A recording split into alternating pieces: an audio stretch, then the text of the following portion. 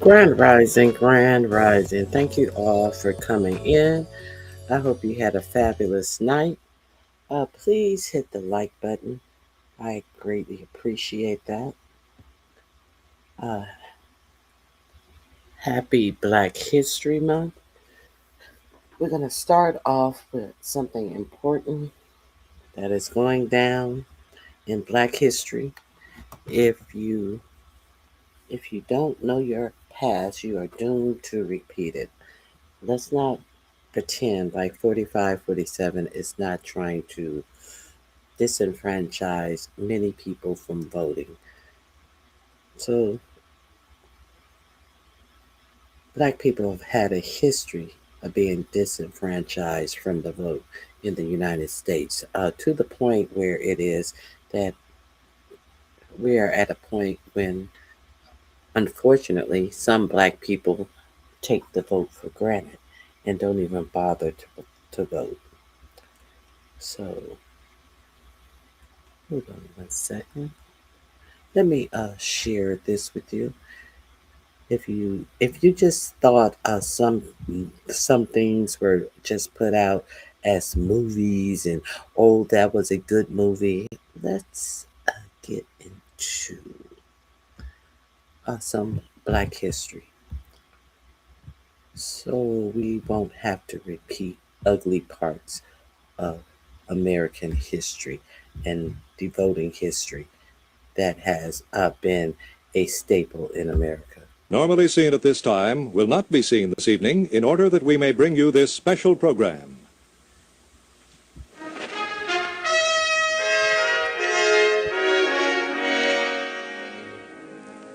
NBC News presents Cheney, Goodman, Schwerner. A special report on the three workers for civil rights still missing in Mississippi, and a review of the motives and forces behind those who plan to carry on the work. Now, here is NBC News correspondent Frank McGee. First, the known facts. James Cheney, Andrew Goodman, and Michael Schwerner went to Mississippi to help register Negroes as voters. It had been stressed at the training school they had just completed that their purpose was not to stage sit-ins, marches, or demonstrations. It had also been stressed that the federal government could offer them little protection. Cheney, a 20-year-old Mississippian, was a veteran of the civil rights movement in his home state. He assisted in the training classes. Goodman, 20, a New York college student, had never participated in the civil rights movement, but a friend says Goodman could never understand how some people could be so lacking in compassion. Schwerner, 24, a seasoned New York social worker, left Mississippi, where he had worked since January, to assist in the training school at Oxford, Ohio. The first one-week training course was completed a week ago yesterday, and 175 students began drifting toward Mississippi. Last Saturday morning, June 20th, at 3:30, Cheney, Goodman, and Schwerner left Oxford for Meridian, Mississippi. They left early, they said, because they did not want to arrive in Mississippi after dark. At 5:30, they arrived in Meridian and decided to go to Longdale, Mississippi, the next day. A Negro church, slated to become a civil rights center, had been burned in Longdale. Sunday morning, June 21st, at about 9:30, they left Meridian. Schwerner, following a routine practice, had said if they did not call or return by 4 that afternoon, something would be wrong. It's 35 miles from Meridian to Philadelphia, then 12 miles to Longdale, where the church had been burned. That afternoon, the three were seen at the church site and at the home of its lay leader. About 2:30, they headed west toward Philadelphia. At 4 o'clock, Deputy Sheriff Cecil Price says he stopped the car just inside the city limits of Philadelphia. Price says it was going 65 in a 30-mile-an-hour zone. At first, he says he did not know they were civil rights workers. He jailed them. By now, the three should have phoned in to Meridian. They had not. Around 6 o'clock, those in Meridian began calling jails in the area. About 8 o'clock, they contacted a Justice Department official, Frank Schwelb, who was in Meridian on other business. Civil rights workers say Schwelb called the jails, including the one in Philadelphia, and was told no one by the name of Cheney, Goodman, or Schwerner was there. Deputy Price says only the jailer and his wife were in the jail while the trio was under arrest. They will not talk to newsmen. By 10 o'clock, Price says he had located a justice of the peace who fined the trio $20. Price tells what happened then.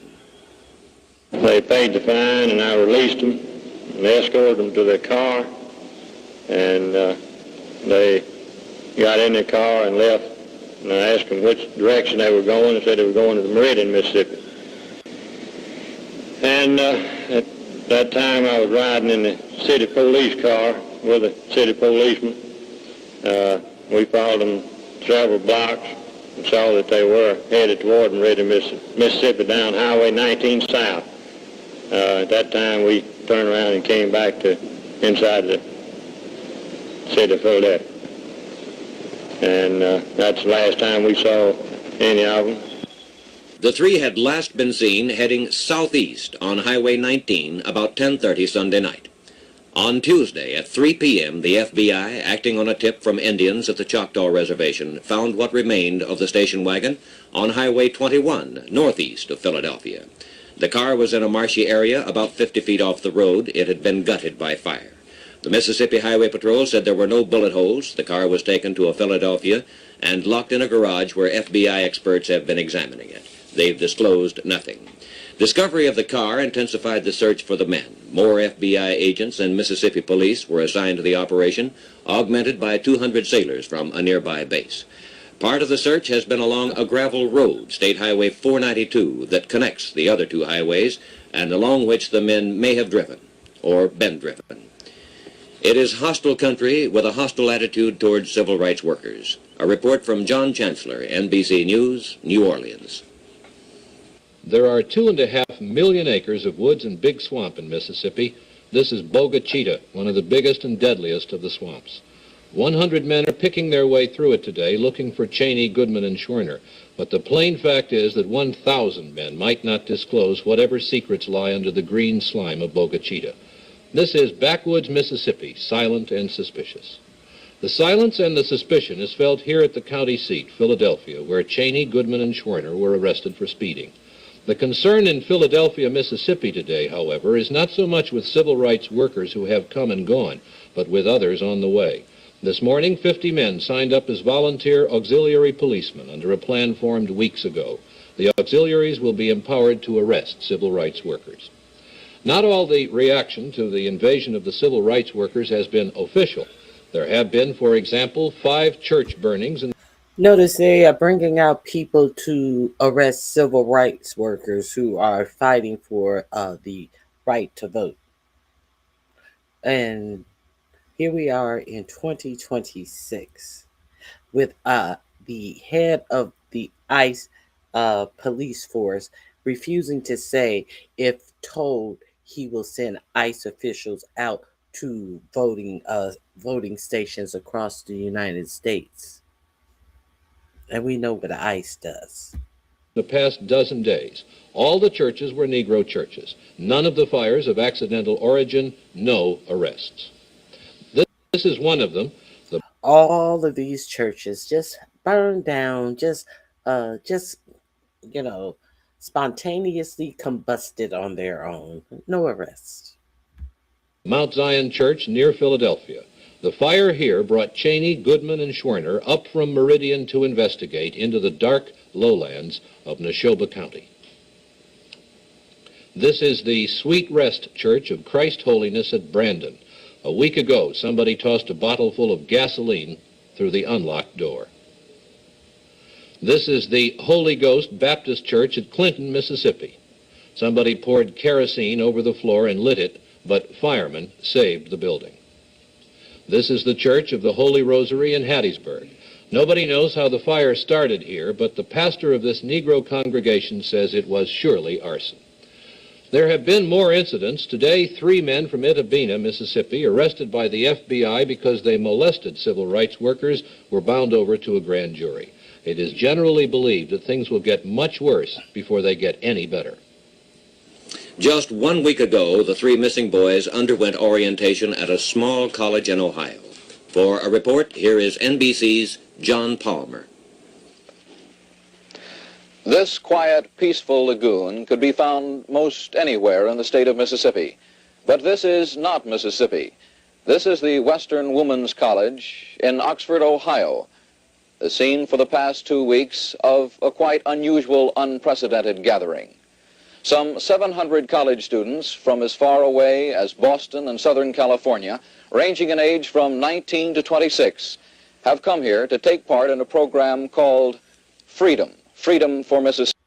From Boston to California, these people are coming to get actual training of how to comport themselves. So the narratives won't be made that they were unruly and give the police actual reasons to brutalize them, to arrest them in the first place.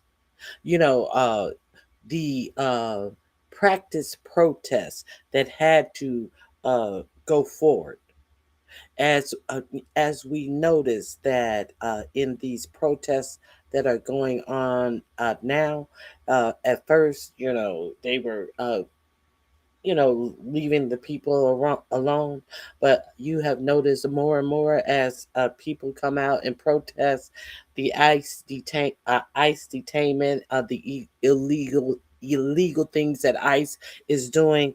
Uh, the protesters are now being brutalized. The protesters are now being put on the Department of Homeland Security domestic terrorist list. These are the things that are going on in the United States of America right now. As American citizens uh, execute uh, the rights that they have under the United States Constitution.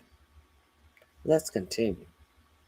See, because the reason why I have been talking and showing you all the things that ICE has been doing, because it's just like police brutality that was mostly bought up and uh, brought to the world's attention by the brutalization of black men. And now that police brutality is a norm in America. Nobody takes a second glance at it, to the point that not even police officers, ICE officers, are killing people in the street. It's not even been being investigated. They're not just killing people in the streets, they're killing United States citizens in the streets with no investigation from your federal government, because they are working in tantamount with your federal government. And, you know, only people in Minnesota, well, maybe some people have gone to Minnesota to protest, but it just seems like the lights are out in nobody's home in the minds of the American people. It seems like the American people are okay to think that no, well, that's not for me. It would never happen to me. Why could that ever happen to me? And the American people can figure out a million ways why people uh, people protesting within their constitutional rights are wrong. It's to the point where American people are saying that, we're wrong to exercise our rights as American citizens. At no point should you say that, in my opinion. You don't have to protest. You don't have to go out and do anything. But understand, just because you choose not to go out, don't mean that the people who are going out are wrong. I don't choose to go out. The people who put this administration in, they have a lot to pay for. And now they see what this administration is doing to them. The voters are the people who continuously vote against their own well being. And now they see their own are being killed in the street like animals, and nobody's even bothering to investigate it. And the curious thing about this is these are white men and women who are being killed in the streets by people with Hispanic names who are out here to gather up undocumented immigrants, mostly of with Spanish names. These are the people who are killing you white people out in the streets, and nobody cares. Nobody's investigating it. Is America great again yet? But y'all wanted to make America great again. So is America great again? Is what I need to know. Let's continue. You get what your hand calls for sometimes. Mississippi. They pledged to go to Mississippi to help register Negro voters and to conduct freedom classes. The Reverend Bruce Hanson, a minister on leave from Washington, D.C., was chosen to head the program. Reverend Hanson, where did this idea for the conference come from? Well, the idea came from some people in the National Council of Churches in consultation with leaders of the various civil rights groups.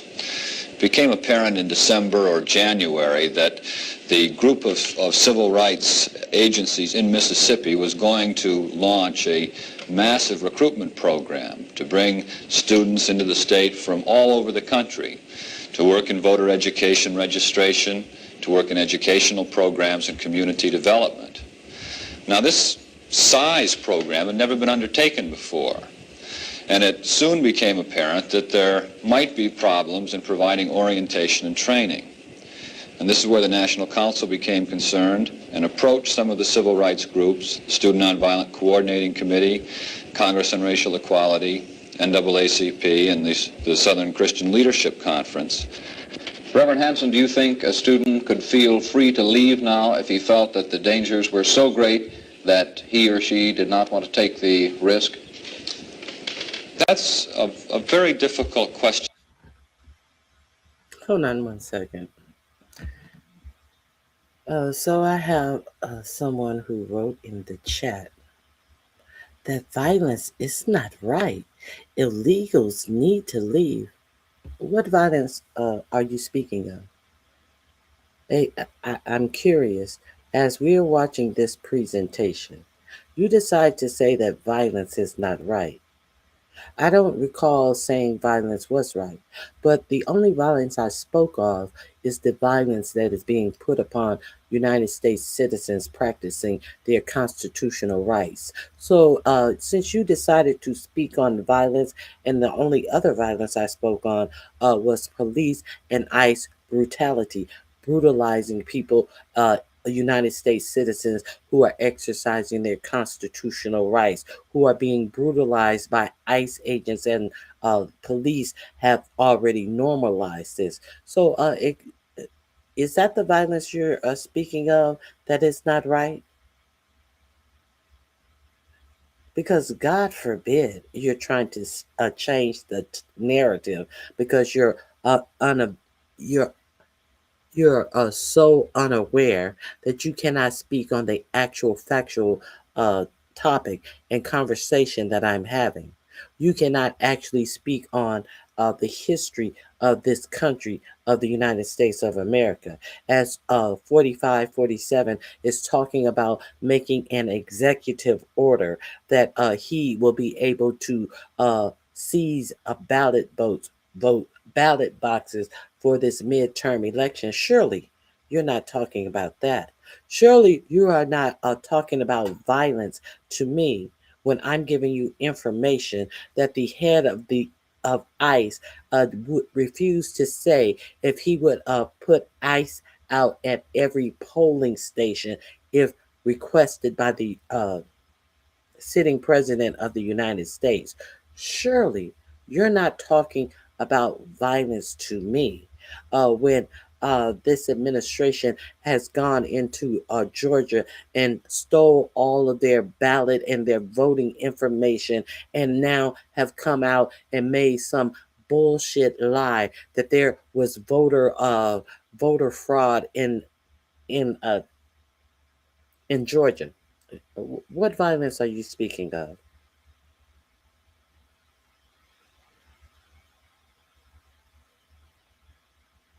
TDS is not a real thing.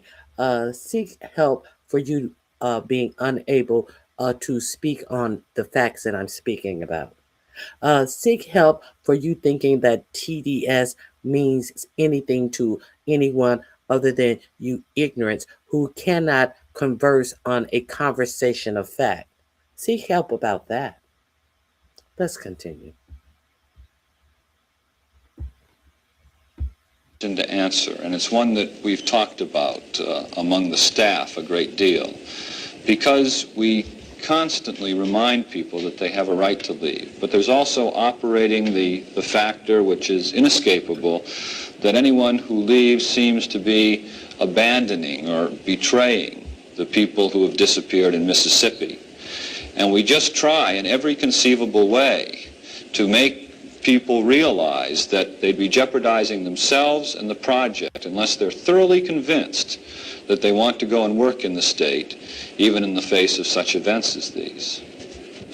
Reverend Hanson, what is your feeling when you see the bus pull out and the students heading for Mississippi? Well, it's one of fear and trembling, and it's one of hope, and it's one of admiration. It's one of fear and trembling because there's no way within a training experience that people can be offered concretely the kind of conditions they're going to meet in a very different kind of environment. And it's one of hope because the skills that are developed really have a great deal to say about what's going to happen in the future, in the long-range future, in the state of Mississippi for both Negro and whites in that state. And it's one of admiration because when one considers the risks that are involved, and when one considers the fact that some individuals who are now missing are known to these volunteers, you begin to realize that some of these volunteers have a sense of what must be done. It seems to be part of almost a Peace Corps spirit that pervades part of America now, and a sense of the urgency of the racial crisis in this country that gives them the strength to go in and do these kinds of jobs. Before these students were allowed to come here, they were interviewed, screened, and in some cases rejected. The first group of 375 students left the campus 9 days ago and made the 15-hour drive to Memphis, then on to Mississippi. Among this group were the 3 missing boys who disappeared 24 hours after crossing the Mississippi border. When news of their disappearance reached the campus, some of these students, who were just beginning their week of training, began to have second thoughts about going to Mississippi, but none dropped out. Dr. Robert Coles, a psychiatrist.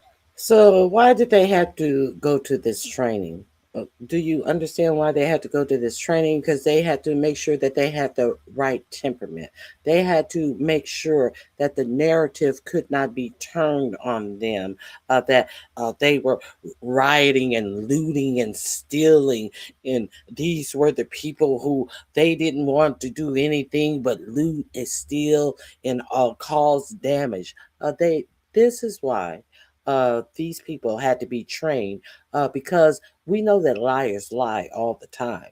So we know that there were going to be narratives put out about these civil rights workers, saying that they did things that they have been trained not to do. They were actually put through physical attacks, and that they expected them to encounter in these racist towns, to make sure that they have the right temperament to hold their composure.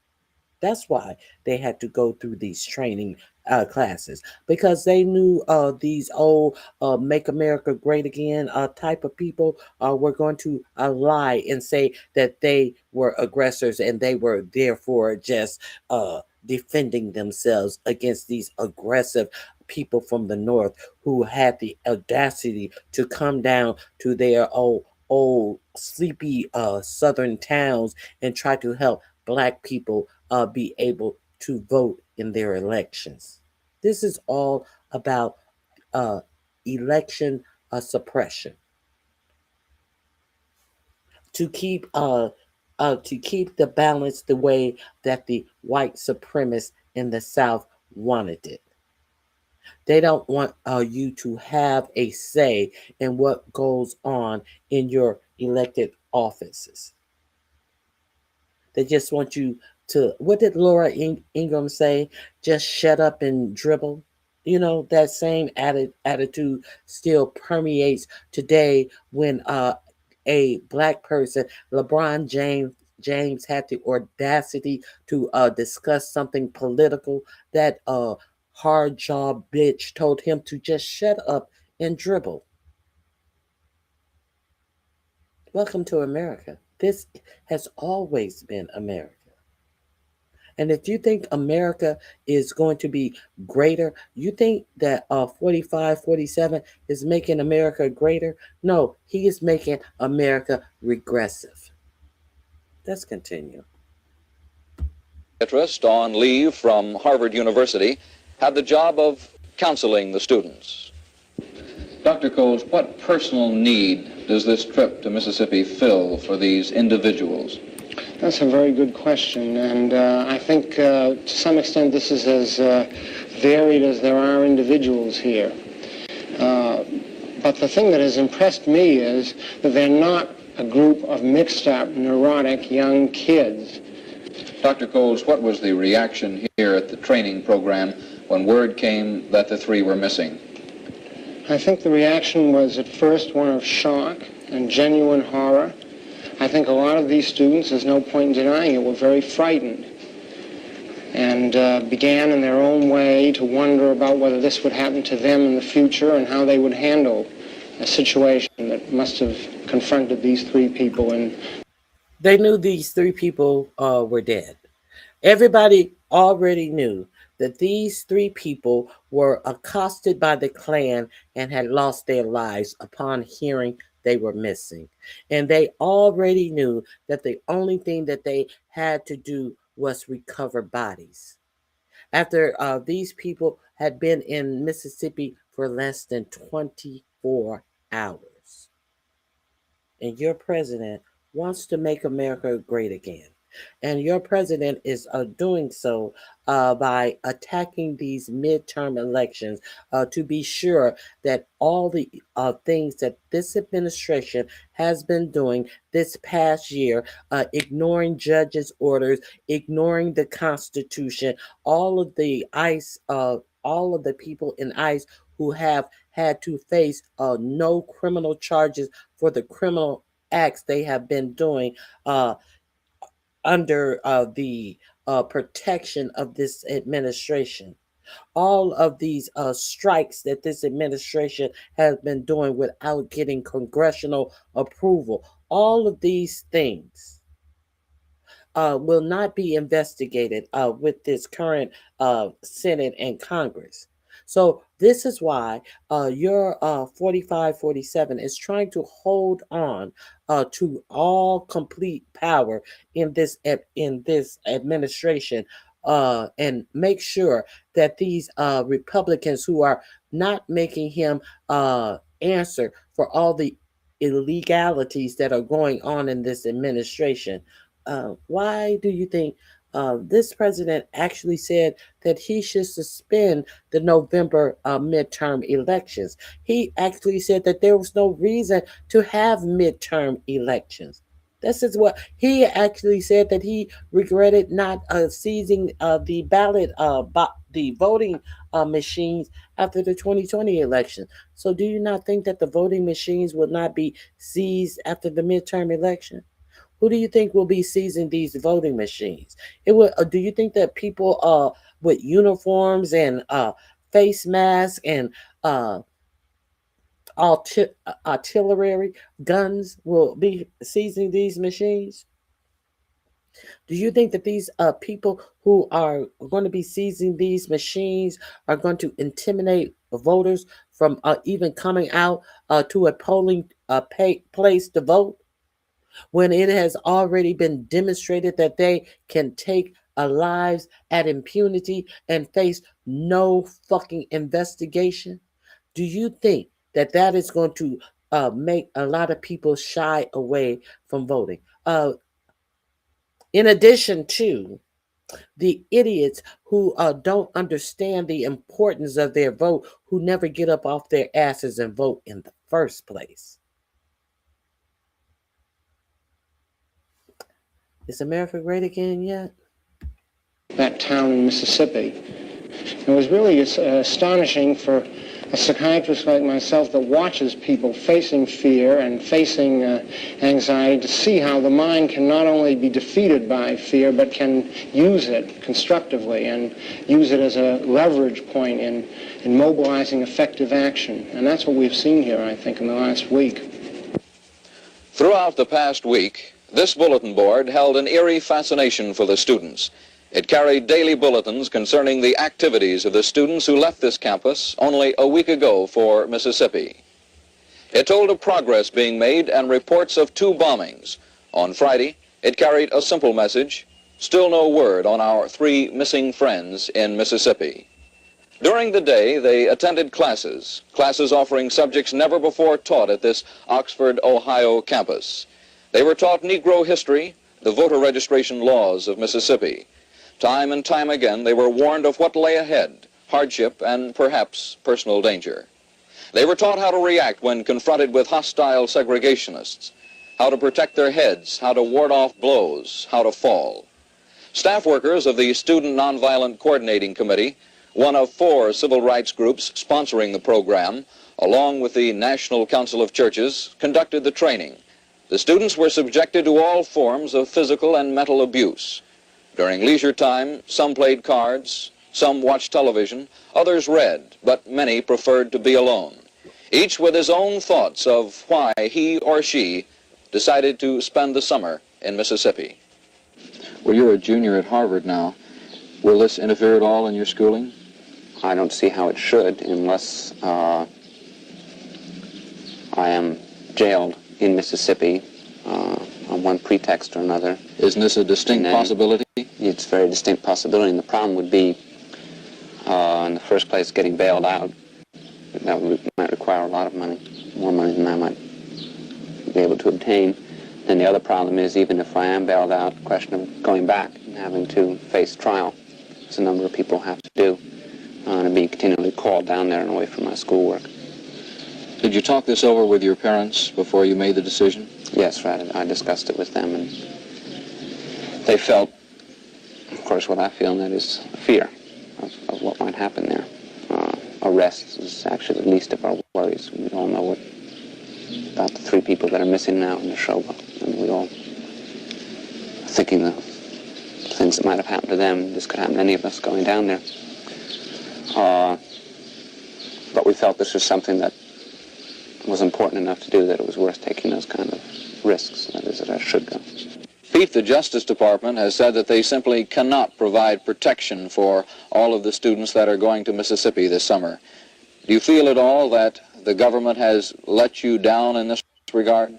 Very much so. It's not only let me down, but it's let down the entire nation. The nation is not a democracy simply because I can vote when I become 21 in New York City, but only if everyone can vote and practice his right as a citizen. And the federal government, I think, has betrayed its responsibility to enforce the Constitution of our country in Mississippi. In your opinion, is the federal government capable of... Now the federal government is about to betray its obligations to the whole nation under this administration. This link is in my description box. If you are not familiar with this Mississippi burning case, I don't know what to tell you. I just don't know what to tell you.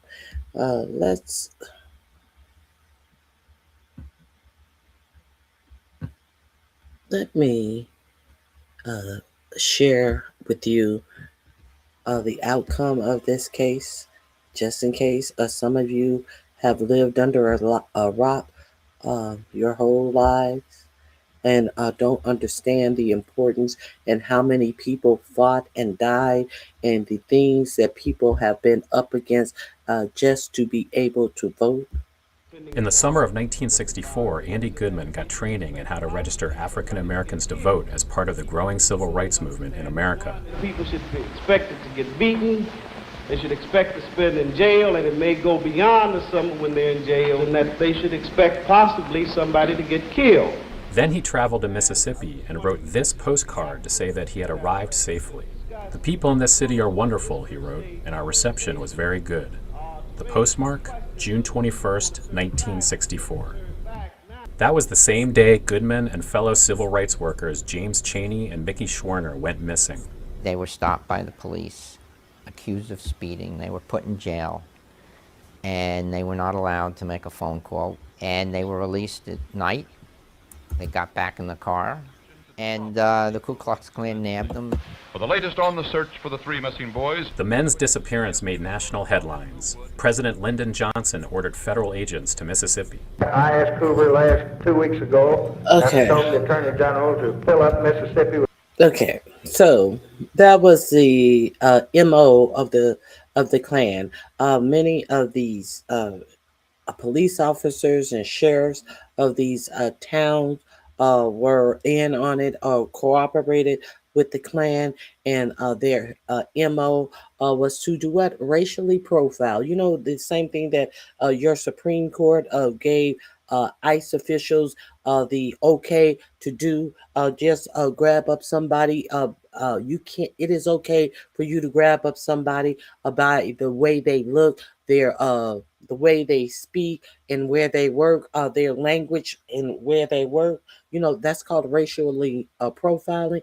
This was what was done when some people think that America was really, really great. Your police department will pull you over, arrest you, on some bullshit charges, and then release you after dark when the Klan could do whatever they wanted to do to you under the cover of night. If you're unaware of how great America was, that was the greatness of America. Let's continue. FBI men and infiltrate everything he could. What do they think happened? Think they got killed? This morning they had absolutely no trace. There's no sign of the automobile. They have found nobody who's seen the car or the three people. So as far as they're concerned, they just disappeared from the face of the earth. It wasn't until August 4th, 1964, that their bodies were found. Thousands of law enforcement agents for 44 days were looking for my brother's body in James.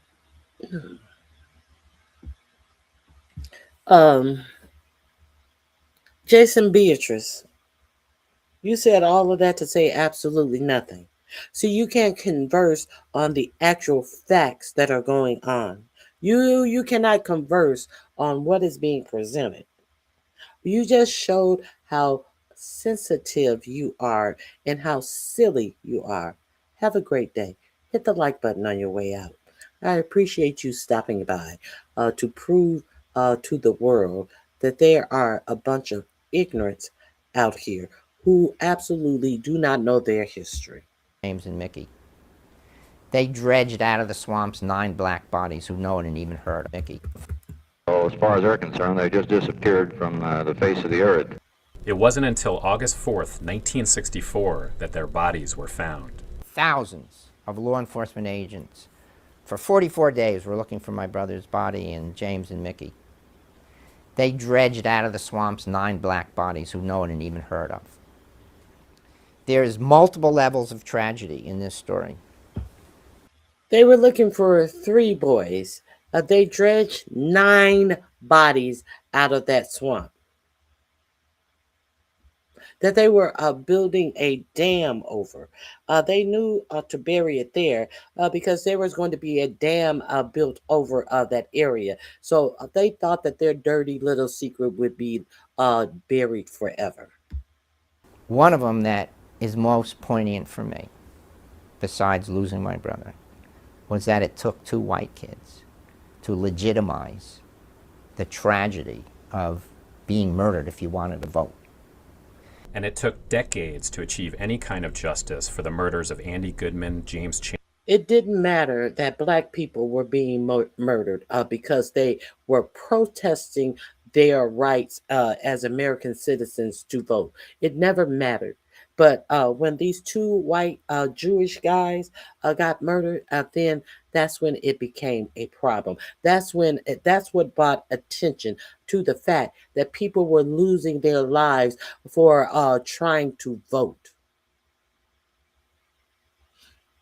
Your president wants to make America great again, and he is positively attacking these midterm elections to make sure uh, few people as possible are allowed to vote. You heard Christy Nome said that, well, we have no problem with the right people voting, the right people voting. So this administration feels that they are the determining factor of who the right people are who are going to be allowed to vote. Let's continue. Cheney and Mickey Schwerner. 18 men were arrested in 1967. Half a dozen were convicted, but only of being murdered if you wanted to vote. And it took decades to achieve any kind of justice for the murders of Andy Goodman, James Cheney, and Mickey Schwerner. 18 men were arrested in 1967. Half a dozen were convicted, but only of civil rights violations. None served more than 6 years. No one was convicted of murder. Jerry Mitchell, an investigative reporter in Jackson, Mississippi, began looking at the case again in the late 80s. Jerry Mitchell is a unique, wonderful hero. He said, this is unfair, just like what Andy said. He found evidence and wrote about it so much that he just embarrassed the powers that be to get on it. Thanks to Mitchell's reporting, the state reopened the case, and in 2005, Ku Klux Klan preacher Ray Edgar Killen went to trial for the killings. Killen was found guilty of manslaughter. Now 89, he is serving 60 years in prison. It was a long overdue measure of justice for the victims' families, including Andy Goodman's mother, Carolyn Goodman, herself a prominent social activist, who called for justice but opposed the death penalty. She and my father decided the issue is to let America know that this is not about hatred. This is not about revenge. My mother was against capital punishment. She was more interested in letting people know this was her son who was murdered. He didn't do anything bad. He was living the American dream. Stephen Smith, CBS News. This link is also in my description box. If you don't know, your voting rights are under attack.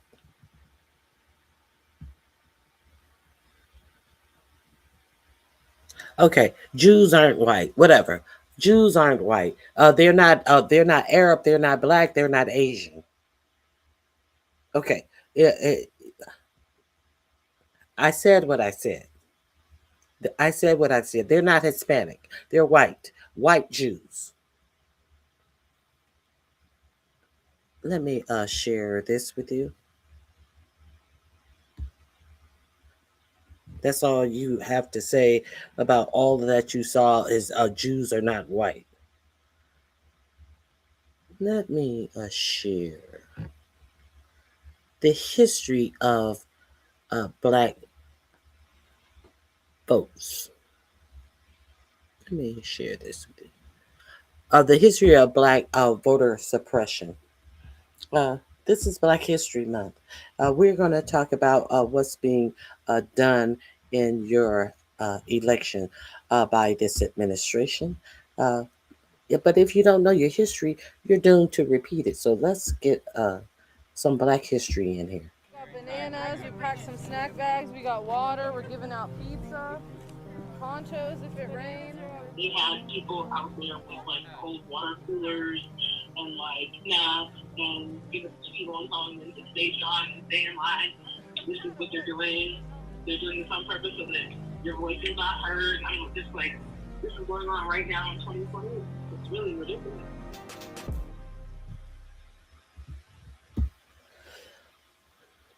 Now, understand they have actually made it illegal for in Georgia for you to pass out food, to pass out water for people to stay in line.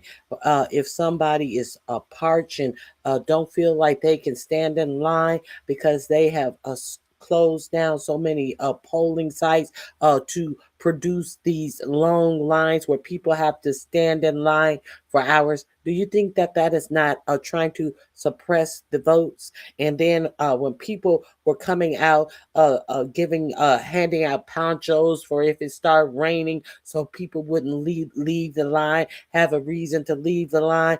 So they were passing out waters for people who were parched and needed something to drink and couldn't stand in the line because they were dying of thirst. They've made it illegal for anyone to pass out food and water, as they have intentionally made the act of voting a all-day process.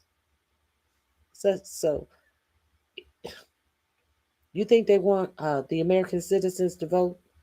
And you are all, some of you are all okay with it because you're silly and you're dumb.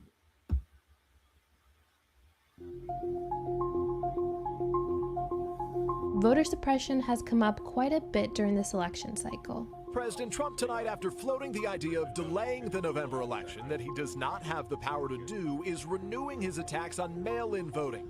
Despite no evidence, it leads to widespread voter fraud. From the president's warnings about voter fraud via mail-in ballots, to the new Tennessee law that could strip some protesters of their voting rights, or the messy primaries in states like Georgia, Wisconsin, and Louisiana. Tennessee law that can strip some protesters. You have the right to protest your government, but a Tennessee law is going to strip you of your voting rights if you do. Some protesters. I'm curious as to exactly why isn't it an absolute law? But they get to pick and choose which protesters that they, by this new Tennessee law, will restrict from voting. Is America great again yet? Let's continue.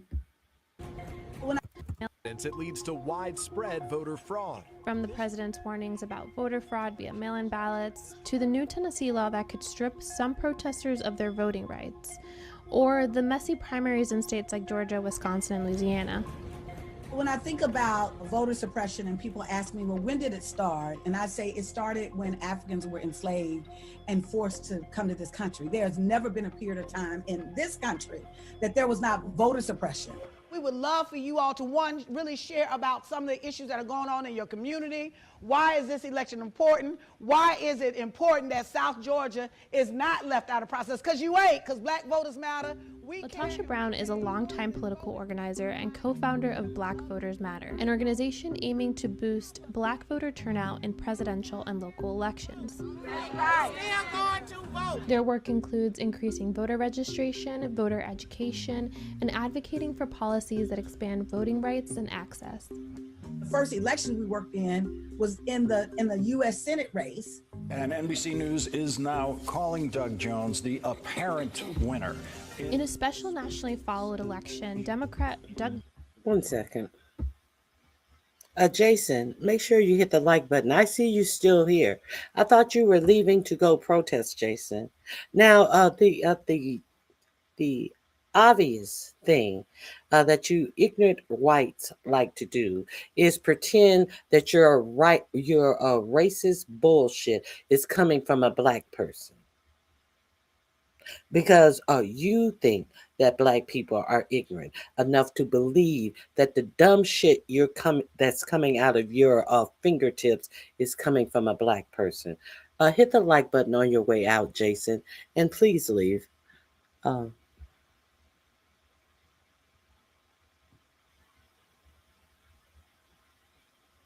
No, we all don't matter.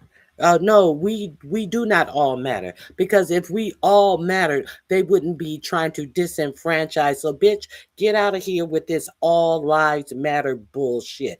Quit ignoring what the facts on the ground really are. All of this we all matter bullshit. No, we don't all matter unless we fight to make sure we matter. So get out of here with that dumb shit. All this all lives matter bullshit as you see the facts right in front of your face, but you can't admit the actual facts. That black people are being disenfranchised from voting for their representation as they are changing maps to eliminate black districts. Are you serious? Get the fuck out of here, stupid bitch. Jones and Republican Roy Moore fought for a Senate seat in Alabama, and for the first time in 25 years, Alabama elected a Democrat to the Senate. And the black vote was key for the Jones win, with 96% of black voters backing him. We use some new tools, new technologies to help concentrate on getting out the vote. And that's what black voter turnout increased drastically, and that there was an overperformance of black voters in that particular election cycle. But we wanted to also send a message of affirmation of how black voters saw themselves. We would convene these listening circles to talk to communities about what was it that they were concerned about, how did they see power, did they want power, and what did they see you see the stupid bitch said that dumb shit talking about don't spread lies. No, bitch, you just don't want me to spread the truth. And yes, it is happening again. How can you sit up and see that Tulsi Gabbard took her silly ass in with the FBI to raid the Georgia elections and take all of their voting equipment and all of their ballots? And you think that it's not happening again? It's not happening again.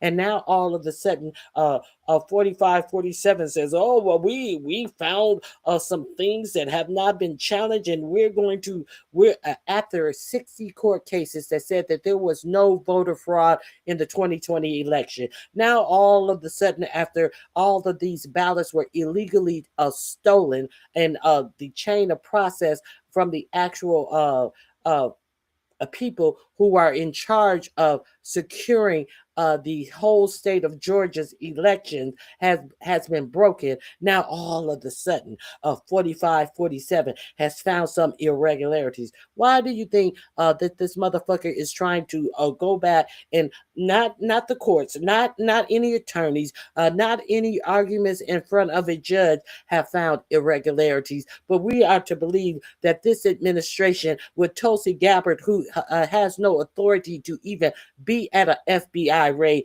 have found irregularities in Georgia. So now 4547 is booming up to make an executive order about elections. You stupid bitch. The fuck out of here. that look like? Say your name. My name is Evelyn Glass. If you don't get them in the primary, you won't get them there. Because some people just go to that one, but we got to start in the primary to get those people. That's right. This is primary day in Georgia. Lines in Atlanta stretching for blocks. Some standing in the rain, forced to wait hours to cast a ballot. You've been here about 3 hours. I'm not leaving. In Georgia, where I live and I am a voter, on election day, what we saw long lines. I myself, it took me 3 hours to vote. We also got a phone call at 10:30 p.m. that there were 300 African-American voters waiting in line to vote. It is 11:45 in Georgia, and guess what? We're still at a polling site. The last voter at that site did not leave until 12:37 a.m. I had to take my client to go vote because she wanted to go vote in Sandy Springs, and we was in and out in 7 minutes. But I live here in Southwest Atlanta, so this is where I have to go vote, and I've been in line for at least 30 minutes already, and I don't know how long I'm gonna be here. I waited for maybe like 2 to 2.5 hours to vote. The voting delay occurred in Fulton County, home to 15 cities including Atlanta, which has a majority black population. The primaries in June made me think of what it would be like to live through a tsunami or other natural disaster. And in a sense, it was a natural disaster. Fulton County election official admitted that there were problems and blamed the delays on an unexpected surge in absentee voting and a reduced number of voting locations due to the pandemic. We found ourselves with 20% less places than we normally would use for an election. This made it impossible to do a good job, and we didn't. A democracy docket investigation conducted of Georgia's presidential primaries found that in polling places where the majority of voters were minorities, there was an average wait time of 51 minutes. Meanwhile, at polling locations where white voters were the majority, the average wait time was 6 minutes. Voter suppression isn't a new battle for black voters in Georgia. In the 2018 governor's race, then Secretary of State Republican Brian Kemp faced off against Stacey Abrams. Kemp's office was accused of purging more than 500,000 voters from the rolls back in 2017. An analysis obtained by the Associated Press reveals racial disparity. Georgia's population is 32% black, but the list of voter registrations on hold with Kemp's office was 70% black. In 2018, his office said that they simply conduct regular list maintenance of the voter rolls to ensure election integrity. So you saw the women. So, so yeah, this was just a regular smegular, I think. It was a influx of voting, and all of these people who were purged from the voting rolls. What is not continued in this story that most of them were actually eligible to vote, but they were purged from the voting rolls. There's a lot of purging of the voter rolls going on now. And I played for you the other day. They were I forget what state it was. I forget. There was a state that says that they must purge certain names from the voting rolls, and even if they know that the person, even if it's a family member, and they know the family member is a United States citizen, because they are told that they must purge them from the voting rolls, they have no choice but to purge them from the voting rolls. A lot of you don't even know that you have been purged from the voting rolls. You know, when you find rolls, when you show up to vote, when you have no opportunity to get this purge, your name back on the voting rolls, that you don't know until you show up to vote, and your vote will not be counted because you will not be allowed to vote. Is America great again yet? I'm curious. Here we go. Suffrage movement. What was interesting is that while African American of the voter rolls to ensure election integrity. So you saw the women's suffrage movement. What was interesting is that while African American, while black women stood with white women in the women's suffrage movement, and we were an instrumental force in that movement, we did not secure the right to vote for ourselves to even 50 years later. On March 7, 1965, a group of protesters gathered at the Edmund Pettus Bridge in Selma, Alabama, calling for voting rights, with 25-year-old John Lewis leading the way. We intend to march to Montgomery. It was the first in a series of planned marches from Selma to Montgomery. Often what you saw in the Deep South, that people were not even allowed to register to vote. That when they went to register to vote, would walk up and the registrar would say, in order to register, you have to tell me how many jelly beans are in a jar. Or just some ridiculous questions that they would ask them as a tool to prevent them from being able to register. It was in August the 6th, 1965, where the Voting Rights Act was passed. And it was passed because of the work of those folks on the Edmund Pettus Bridge and the work all of those years that activists had been doing to demand the right to vote. In 2013, the Supreme Court invalidated a key part of the Voting Rights Act, and activists alleged that the Supreme Court's decision empowered some states to disenfranchise voters. So we start seeing in the states that we worked in and lived in voter ID laws, strict voter ID laws. We start seeing a massive closing of polls. We start seeing suppression tactics raise up. Congressman John Lewis risked his life to expand voting rights. Latasha sees him as an instrumental figure that paved the way for the work that she's doing today. We must never ever forget the sacrifice of men and women who put their bodies on the line for freedom and equality. What they taught me is what is possible. Where do I and my generation want to take the nation next? We need a radically reimagined America and the way that we conduct voting and elections, that ultimately we should have universal voting. We should have same-day registration. There should be more, instead of where it's been very decentralized, the voting process, that there needs to be more alignment around that. This isn't about the Republicans or the Democrats. The bottom line is voting is a nonpartisan issue. Every single citizen should have free and fair access to the ballot. When I say black voters, you say matter. Black voters. Black voters. When I say black voters, you say matter. Black voters. Hey, NBC News. Good to have you with us on this Friday.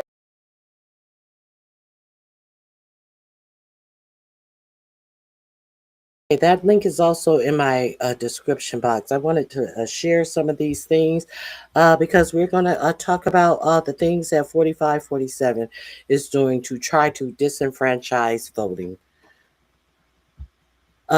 Trump cutting voting by mail takes votes away from millions of people. Trump has signaled that there will be no mail-in ballots for this election. However, he actually does not have the power to take away mail-in votings. Voting laws are states' rights. You know, those things that they always want to talk about. Oh, those are states' rights. You know how they want to close down the Department of Education and say that the states have the right to educate their children any way they want to. This is the Department of Education that is to uphold the civil rights to make sure your child is not abused in school is unimportant. So we're going to get rid of the Department of Education and we're going to leave everything up to states, right? But now all of a sudden they want to federalize the rules for the election. Those are states' rights. Your president, I'm pretty sure a lot of you who don't question this don't even know that the president has no authority to actually do half of the things that he's talking about doing with the election. If you're unaware that your president told Minnesota that if they wanted ICE out of Minnesota, they would take ICE out of Minnesota if they hand over their voting data. If you are unaware, your 4547 administration requested all of the voting data from all of the 50 states. About 23 states just gave them over freely.